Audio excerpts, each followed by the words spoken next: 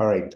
So this is the presentation for the Startup Africa Innovation Olympiad, the pitch presentation guidelines and helpful hints that will help you prepare for your pitch competition or the Innovation Olympiad semifinals on August 26th, 2024. Congratulations on being selected, or your team being selected to participate in the 2024 Startup Africa Innovation Olympiad, an Olympiad that brings together TVET students with amazing, innovative projects that they want to test out as a process of preparing them to be job creators versus being job seekers. The guidelines for presentations. Each team is going to be allotted 5 minutes of presentations, strictly 5 minutes. And your time will start when you say the first word or you do the first act once you get your team has entered the stage. You should be careful as you go to the stage, not to say anything, not to give any gesture, because the timer might assume that your presentation has started. If you're setting up something to display, like a prototype for your project, make sure that you have set it up. And once you're ready, you can give the timer a signal to let him or her know that your team is ready to present. At the end of the 5 minutes, the timer will tell you your time is up. And at that moment, if somebody from your team is presenting, you will only be allowed to finish the sentence that you were presenting or you are saying at that particular time. Following the presentation, there will be 2 minutes of question and answers from the panel of judges. And also at the end of their 2 minutes, their time will be up. And in this competition, we usually have 3 to 6 judges who evaluate the presentations as well as the team's responses to the questions. So just know that your presentation by itself is not all. The judges might be curious to know different things about your presentation. So be ready to answer questions. And if one of your team members is strong in a certain area, then let that team member be the person who's responding to the question. So for example, the judges might ask, what process did you take to come up with this prototype? Or do you have you guys prepared your intellectual property? So whoever is versed with providing the right answers, then that's the person that is going to be allowed to respond to the question. We've had cases where sometimes 2 people, 3 people try to answer the judge's question. But in the interest of time, remember, you want the judges to get the answer to your question. So you have to make sure that as soon as you hear that question, whoever is ready with the response, that person jumps on and responds to the question.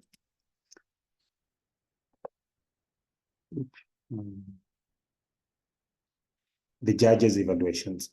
Judges' evaluations will be based on perceived feasibility and growth potential. So as you come to the competition, please know that we are not just bringing you to the stage to showcase you. We're bringing you to the stage because we believe your project has potential to one day be a startup, one day be a small business or a large business. So the judges are going to be looking at what's the feasibility and what's the growth potential. And in feasibility, of course, refers to whether the concept can actually work as well as the team's ability to execute the concept. And that is why for us, we believe in our Innovation Olympiad that participants must always work in teams, because all of us, your teams, all of you bring different strengths to the project. So the ability for you as a team to be able to execute your concept as described and established as a defensible position in the targeted market. Growth potential refers to the likely ease with which the business can be scaled and the ultimate size in terms of revenue and profitability that businesses may attain. So don't come to the stage and say you are targeting 1 million customers. For a startup, for business that's starting, that is even me, if I'm judging, I'll be like, that is ridiculous. Start with a smaller number and say, for our starters, we are going to, the target market is 1 million people, but we are going to start with maybe 10,000 people in this particular county or in this particular place. And then after 1 year, based on the feedback and the success of your presentation of your business, then you can keep adding more customers until you ultimately reach your 1 million in 5 years or 10 years. So please don't make that mistake of saying that your target market is 1 million and 1 million is what you're going to start with, because that's not going to work. Judges will select 5 teams from the semifinals to advance to the finals. So out of all the teams that have been selected, have been invited to the semifinals, 5 teams are going to be selected to go to the finals the next day. That's the 27th of August. So it is up to you to go there. Just like currently we are watching the Olympics. There have been teams participating in different sports, and we saw them going to quarterfinals, semifinals, and eventually finals. So ask yourself, is your team going to be among the 5 that is going to be invited to the semifinals? If yes, then be ready and do a lot of work in preparation. Going to the sample pitch deck now. The sample 8-slide pitch deck provided is an abbreviated version of a standard investor pitch deck. So what we have taken an investor pitch deck, and that's what we have abbreviated or shortened so that it can help you prepare something that is meaningful out of the written project that you presented to us that was evaluated. Please note the slide numbers and generic headings are only suggested. Your presentation should omit the slide numbers, at least from the slide titles, and utilize descriptive headings whenever possible. Many times when we have done this presentation, some people take word for word, slide by slide. So they put the number there, like all the headings that we've given, they put them there. We want you to be creative. This is just a guide. So be creative. You guys are TVET students, you're future entrepreneurs, you're future innovators. So imagine you're pitching before somebody who's going to give you $1 million or $2 million for your project. What do you want your final product to be when you come to the stage on the 26th? So please, we are providing this just as a guide. And notes about the sample deck: you should not feel as though you need to answer every question listed on every slide when you deliver your presentation. Focus on the ones that are most relevant to your business, again, to your project. Use images and graphics whenever possible to illustrate your key points. Meaning, instead of taking a whole Word document and cutting and pasting into a slide, try to abbreviate. Like maybe you wanted to illustrate something, you can put a word, a sentence, and then use an image to demonstrate that. What that will do, it will help you minimize the need for you to read from the presentation or the slide, and it will give you an opportunity to describe that diagram, for example, that you've put there, or an image that you've put there. Try to keep the text on your slides to a minimum. This is what I was just talking about. And last but not least, rehearse your presentation several times so that you can deliver it without notes and within the 5-minute time limit. All the pitch competitions that Startup Africa has had, and all the ones that I've sat in, one of the things, the teams that have done very well are the teams that did not go and start reading what was on the PowerPoint presentation. If I was your professor, I came to your classroom and I'm reading from your textbook on a topic that I'm teaching, I'm pretty sure you'll find that I'm a very boring professor. Meaning, because you already have the same textbook like I do, why should I, as your professor, be reading the same chapter that we are covering in the classroom? The same thing. We don't want you to read from the presentation. That should just be your guide. It's guiding you so that you can be able to do the presentation. So that is why it is important for you to rehearse, prepare.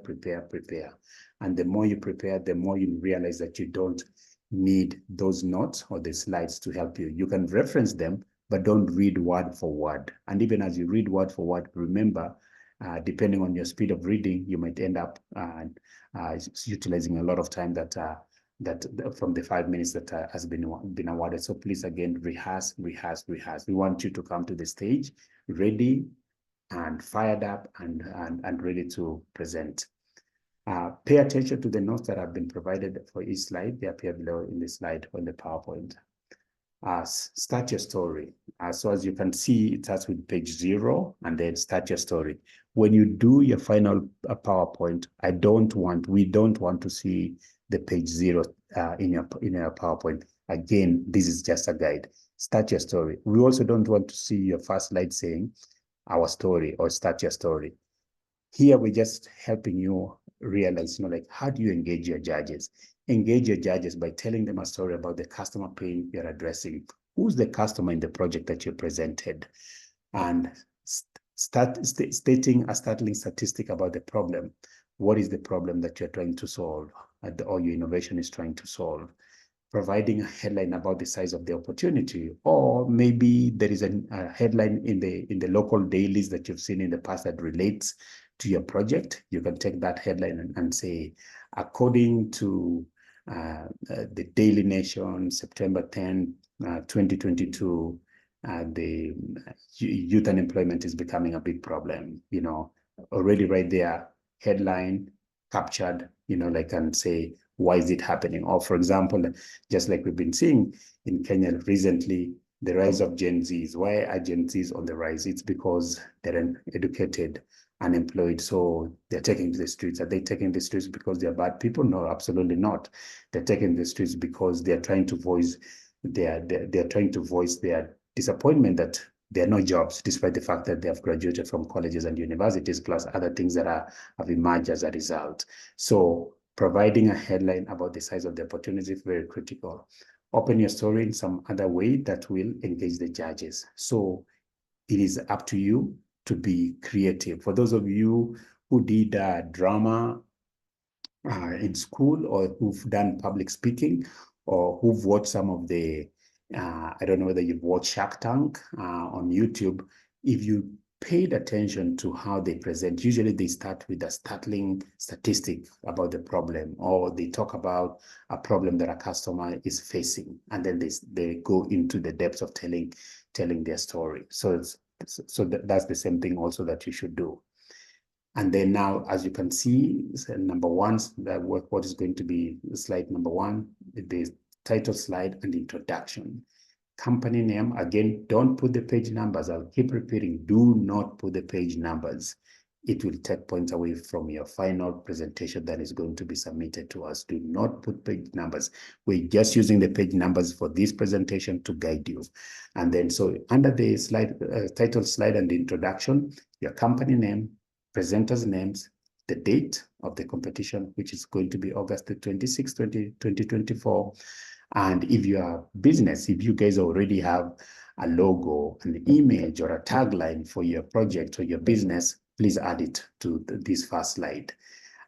We've seen some of your projects have long titles. Please, again, think like business people. Nobody wants to try to remember a business name which is like 10 characters long or 10 words long. Between now and the time you return your final presentations, start to think of your project as a business. So if it's a business, what name are you going to give it? All right. I am pretty sure all of us know about Safaricom. Imagine if Safaricom was called a company that sells phones and internet bundles to people to use, something like that. Imagine that was the name of the company. That was the name that Safaricom used as their name. That would be very boring. But we just know Safaricom. Once I say Safaricom, all of us know that I can go to Safaricom for airtime, bundles, or Jahazi, all those products that they provide, just the name. So think of a name that you're going to call your business. And that is the name that is going to be a company name. That is the name that is going to go on you. When you save your PowerPoint presentation, that is the name that we want you to save your company as, not like these long titles that you had when you submitted your concepts in the initial submission. Next, customer problem solution. Again, as you can see, it's page number 2 or slide number 2. Who has a problem and what is the problem? that is up to you to answer from the project you submitted. What is the pain? In other words, what is the cost associated with this problem? So, for example, if we talk about um, uh, what's a good example? You can use teen pregnancy in high schools. You know, like, why is it a problem? If it's a problem, what is the cost of, like teenage girls becoming pregnant at high school? That means they're dropping out of school. That means they have to start thinking how they can raise kids and they have no jobs. So that is what, like the pain, the cost associated with that problem. So go back to your project and look and say, who has the problem? Who's the customer? What is the problem? What is the pain, the cost associated with the problem? How is the market solving the problem today? So you look at your project that you submitted and say, who else is doing this project? What are they doing? Is the solution they've given superior? Like, for example, I think I was reading something the other day. There is a company that is providing a competitor of Safaricom, Airtel. There's also another one that I think that has come up. So is there another company that can do something better than what Safaricom is currently doing? Absolutely, yes. So the same thing for your project. Ask yourself, how's the problem or the market solving the problem that you're presenting today, and how is your idea, your project, your innovation going to be different from what is being offered today? What if Safaricom is providing ABC? The customers want DEF. You believe that by bringing DEF, you'll be a competitor to Safaricom. And we are all of us are always looking for those alternative things that we can do. That's why companies emerge and try to compete with existing companies, because they know that the customers are already complaining that Safaricom, when we buy our internet bundles, even before we spend the 1 hour they've told us, it's already finished. So that means there is something Safaricom is doing that is not right. So for you, you can say, if you switch to my company for your data bundles or internet bundles, will be able to ensure that when you load 500 shillings worth of bundles, you can track how you've used the 500 to the last penny. And then again, cite evidence of the market need and pain. Be quantitative. Again, give the numbers. And numbers are going to show us that you truly went above and beyond just the preparation, and you are able to make sure that you provided this significant information that is needed. Last but not least, support points with relevant market research data. So again, all this information that you're providing to the judges, remember you're in a competition. This is an Olympiad. If Faith Chepchirchir or Helen Obiri went to the Olympics in France not prepared, they're not going to be successful. The same thing for you as you present as with your amazing innovation, the business that you want to start. We want to see that you're supporting point with the relevant market research, and that data is going to make a difference between who the judges consider as a winner and who they don't. So make sure that you're one of those people that the judges are going to consider. Slide number 3, company/product overview. How do you uniquely solve the problem pain? Again, going back to your solution versus existing solutions. Describe the benefits and features of your product. We want to know. The judges want to know. When they are sitting there and they're going through those evaluation papers and giving you scores, you want to make sure that they are understanding how your product or your company is solving the problem for the customer. Show a drawing, demo, mock-up, etc. to illustrate key benefits and features. Again, this is where now, if you are not able to bring a prototype to the competition, then demonstrate it on the PowerPoint presentation and be able to describe, this is our prototype. If you do this, it will do this. If you do this, it will do this. So if you're able to bring a prototype to the event, please, we encourage you to. And again, as I said, as you go to present, make sure that the prototype you're bringing to the stage is something that you can put up together very quickly, because time is of essence during this competition, because we have many teams that the judges have to listen to. Describe the development status of the product and evidence for the validity of your solution. Where does your prototype start, or where does your products currently start? Is it something that you've already tested? Is it something that is still in the works? Is this just an idea that you are working on that you want to test down the road? So be very clear and say, we're just starting. We have not done much, but this is what we're visualizing. No, we've already started. Here's our prototype, and we actually have tested it. We can see it's working. We are way beyond the prototype. We took this product to a customer or some customers, we tested with them, and this is the kind of feedback that we got. So be ready to do that. Emphasize what is unique about your offering, its value proposition or its positioning. Again, the unique offering. Again, if you are trying to provide a solution to an existing problem in the community or in society, and there are other companies that are already providing that, it is up to you now to show us this is what's unique about our product or the idea that we are bringing. And because that essentially shows your value proposition, or this is how we'll go to the market and we'll be able to compete with other existing companies. If your product has social benefits, emphasize them here. Social benefits, meaning they have benefits that can benefit or bring a social good to the community at large or society at large. So if it's going to be able to benefit society, then be able to mention that during that time.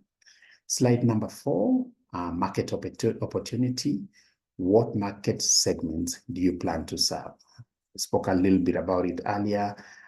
Who are the customers that you're intending to target? If it's a product for a school, for TVET students, then you can say TVET students are our target market, and then again, going back and say, we will start with the TVET institutions in Kenya. Do your numbers, go do your research and find out how many TVETs are there in Kenya, how many numbers, what's the approximate number of students within these TVETs. And but of course, knowing that you cannot serve all the TVETs in Kenya, you can say we are going to start with the TVETs in maybe the county where you come from or the region where you come from, and then you can scale it up down the road. How big is the total available market? That is the size of the segment or segments in terms of the number of customers or dollar value of your sales. So again, going back to the TVET example, you can say there are 50,000 TVET students, but out of these 50,000, we're trying to capture 10,000 in the first year, on the first 2 years of our business.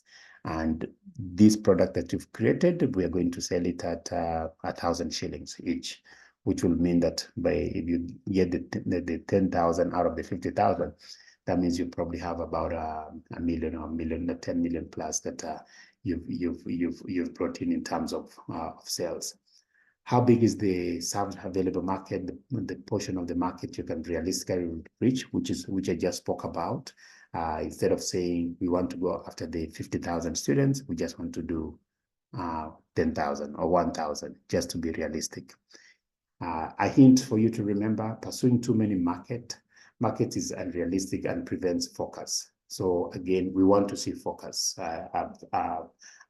I've seen in some of the concepts that were submitted, and some of the numbers that were being presented were just ridiculous. Like, even for me, I was just laughing and say, wow, it is good that this team is dreaming this big, but this is not realistic. You have to be realistic. Remember, you're coming into an innovation Olympiad. You want to win the gold, but you're not going to win the gold if you don't prepare and give us the information that the judges are looking for. So it is up to you now as a team to make sure that you work hard, do proper research, and be able to get the information that is needed. Revenue model, which will be slide number 5. Very, very, very important slide. Please, whatever you do, we did see from some of the teams that they presented their revenue model. They tried. Some did a good job, some did not. But I have to emphasize that this slide, because we are all about teaching you to be next entrepreneurs, next business people. We want your project to be the next business. A perfect example, there is a high school student, an alumni of our high school program, who started his company this year. And when he started, for him, he started saying, I've already spent money preparing my product. I'm ready to go to market. But I know there are millions of young people in Kenya by itself, but I don't want to reach all of them. I start small. So he started small, and by starting small, he was able to capture a few people, like just like he meets you, introduces you to the product, and then if I like it, I'll go tell other people. So right now, I think last time I spoke with him, he had maybe 30-something thousand users for the product that he has started. And these users are paying for his product. So that means the same thing for you as you think about your products that you're going to bring to the market during the Olympiad. Explain your revenue model. How are you going to make money?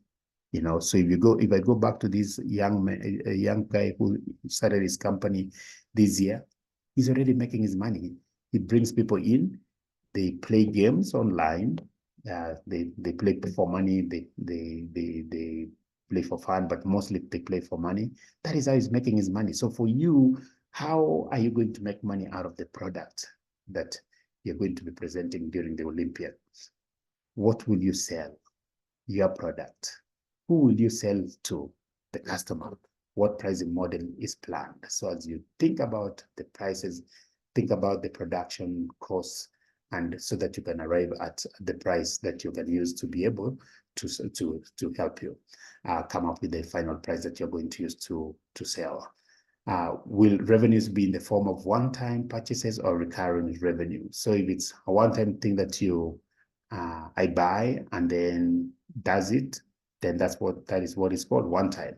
If it's something that I have to pay every month to use, like a subscription, then that means that's what it is, a recurring revenue. So you have to think about those lines.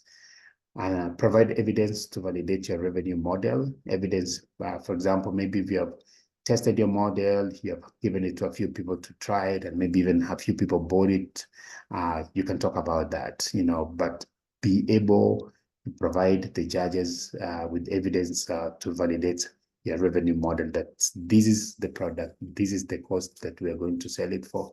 And based on the test that we've done, it's the cost is reasonable, and it can be used. The customers are going to appreciate it, and they'll buy it without complaining.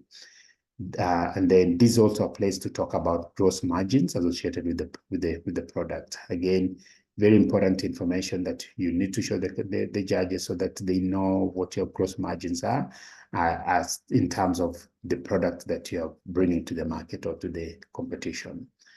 And hint for that one, models that generate recurring revenues tend to be more desirable. So think about your product seriously. Think about who the customer is. Is this something that you can be able to convince them or be able to sell to them as something that is recurring, or you just want to do it as one time and say goodbye and that's it, and be able to do something else. Number 6, slide number 6. Again, don't put this slide number there. Your management team, who is committed to your company.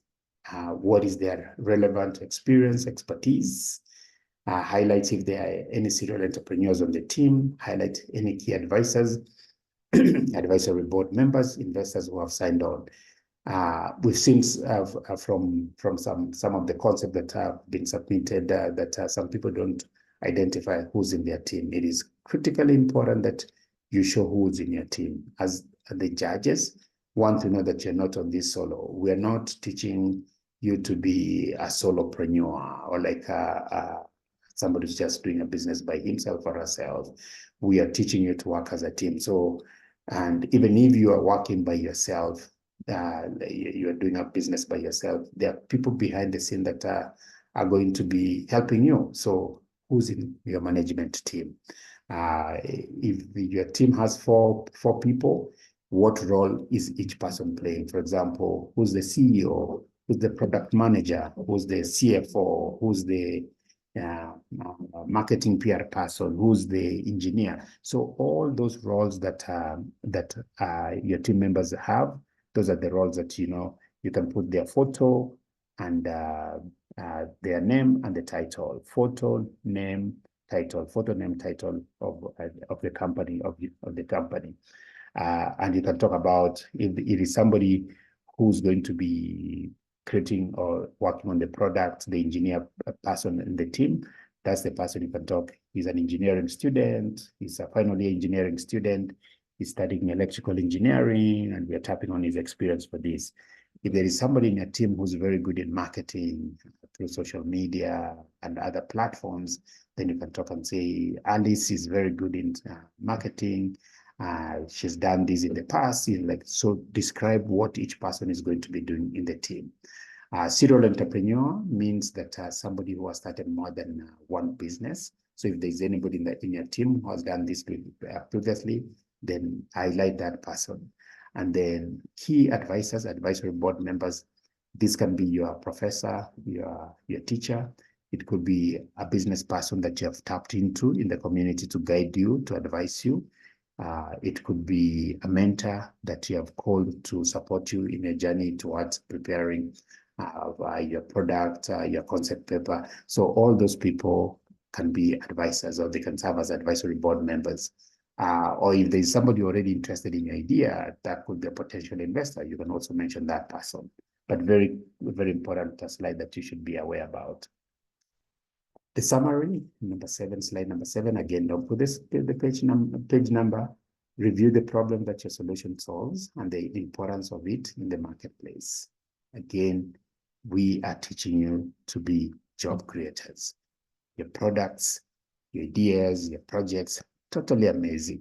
But again, are you ready to be an entrepreneur? Are you ready to take that product out into society and start it? And one day we can hear that John, Alice, Ben, started this company. Like the example I gave you about the alumni from our high school program who started a technology company this year, and he already has customers and is making money. And he has even gone as a step further. If the first profit he made from his company this year, he donated it to our high school innovation Olympiad that we had, a national high school innovation Olympiad that we had in June at Kabarak University. So that shows you that we know and we believe that the ideas that you guys are presenting stand a chance of one day being in the market. But it is going to take you work to get there, and that work has already started. That's the good news. The even better news is you still have a few weeks to prepare yourself so that when you go to that stage, you conquer. I've seen young people from all walks of life coming to the stage and presenting totally amazing ideas that even wowed the judges. But the difference is going to be that on the 26th, only 5 teams can advance to the finals the next day. So your question as the participant is, are you going to be among the 5 teams that are going to go to the finals? And if you believe so, that means prepare, prepare, prepare. Rehearse, rehearse, rehearse. Make sure your PowerPoint presentation is done well based on the ideas that we are presenting today. Be creative. So for example, when I say, come up with a name for your company, we mean it. Please don't give us a title of your project and call that the name of your company. That is not good. Start thinking as an entrepreneur.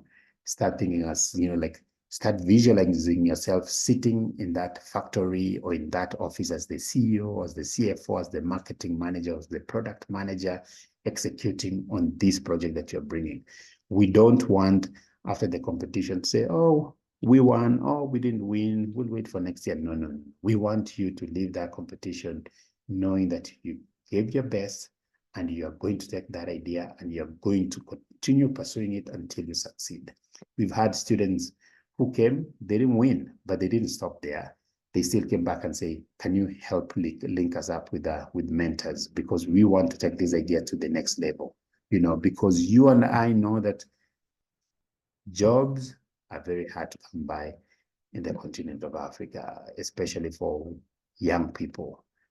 But there is an opportunity for you young people to turn the current around by ensuring that projects like these ones that you're bringing to the competition end up being something one day. And we totally, as Startup Africa, we totally believe in this because we have seen people doing it from Kenya, from Rwanda, from Zimbabwe, from Ghana, different places. Yeah, people just like you who came to the competition, they saw the announcement, they created their teams, they started working on their project, and before long, phew, they were able to do it. And then next, review your unique value proposition, what makes you stand out, emphasize the dedication and experience of your team. That's why I said from each team member, what skills are they bringing? Talk about those, very, very important. And last but not least, ask for money. A pitch competition, a Startup Africa Innovation Olympiad that does not ask for money is missing on something. Remember, at the end, after they have submitted their project, they are able to ask for money, and that is something that you also need to be able to do. And with that, I think we've come to the end of the presentation. Any